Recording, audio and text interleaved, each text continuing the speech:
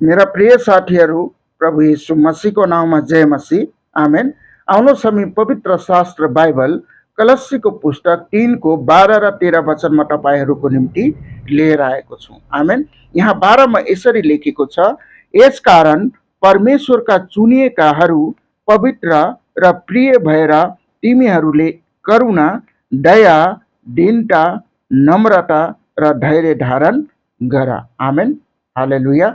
हामी विश्वासीको जीवनमा नम्रता हुनुपर्छ, दया हुनुपर्छ, दीनता हुनुपर्छ। अनि यहाँ हेर्नुहोस् त 13 मा लेखेको छ, एउटाले अर्कालाई सहने गर, कुनै मानिसको विरुद्धमा केही दोषको कारण छ भने एक अर्कालाई क्षमा गर्ने गर, जसरी प्रभुले तिमीहरूलाई क्षमा गर्नुभएको छ त्यसरी नै तिमीहरूले पनि क्षमा गर्नुपर्छ। आमेन। हालेलुया।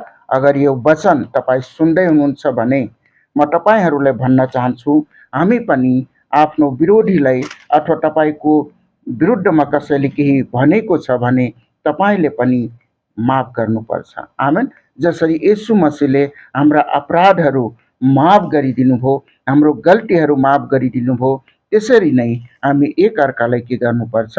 माफ गर्नुपर्छ येशू मसीहको नाममा। आमेन। अगर यो वचन तपाईलाई सही लाग्छ भने आमेन लेख्नुहोस्। जय मसीह, येशूको नाम।